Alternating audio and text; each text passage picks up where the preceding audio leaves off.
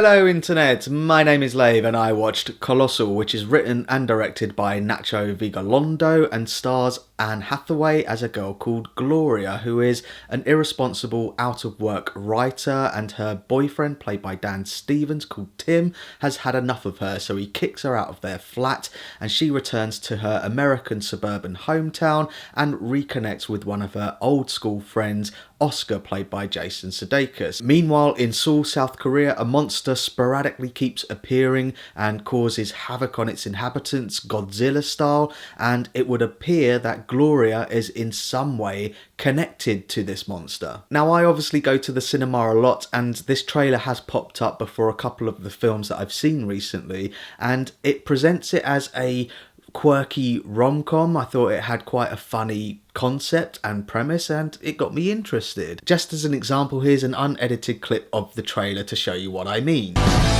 It's dancing. Is dancing like... Holy shit.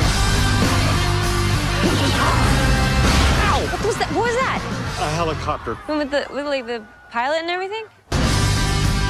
Keep it cool. Oh my god, these people are looking at us. She's the monster.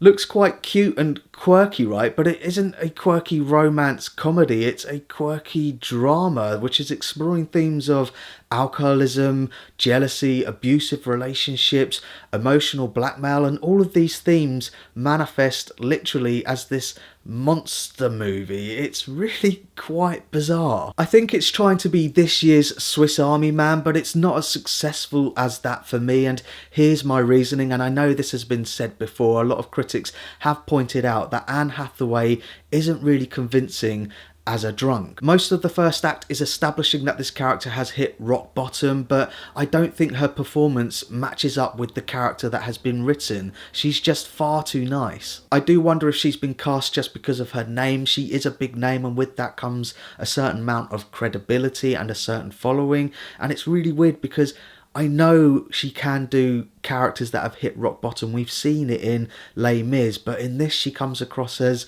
a drunk Princess Diary. And then you've got Jason Sudeikis, the comedian from Saturday Night Live. I don't really know him for that. I know him for films like Horrible Bosses and other films like that where he's basically playing Jason Sudeikis. But what's really surprising here is that he actually does put in quite a gutsy performance, and for the most part he does a really good job. There are a couple of really tense moments, and that all comes from his performance. As good as Jason Sudeikis' performance is, I do wonder perhaps maybe Dan Stevens could have done a slightly better job in his role, and I'm basing that purely on a film called The Guest, where he plays a character which has similar attributes and can switch just like that. And I am thinking out loud here, but I wonder if perhaps the character that he actually plays, Tim, the boyfriend, could have been merged into the character of Oscar.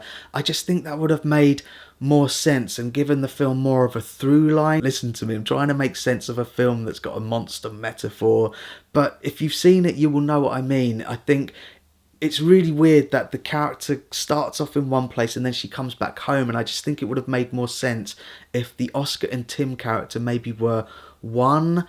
If you've seen the film, you know what I'm talking about. Having said all that, and once I'd realised that I wasn't watching a romantic comedy, I did get more on board with it, and despite its flaws, it does have a really satisfying ending. The visual effects, I'm not sure what the budget was on this film, but largely they are very good. This is an independent film and it's very bizarre, and I love films like that, but I don't think it hits the mark as some of the other films such as Swiss Army Man and The Lobster. So that's my thoughts on Colossal, and pause the video if you want to take a closer look at my enjoyment tracker now. It's a really bizarre and original film, but what I find most bizarre about this film is its marketing.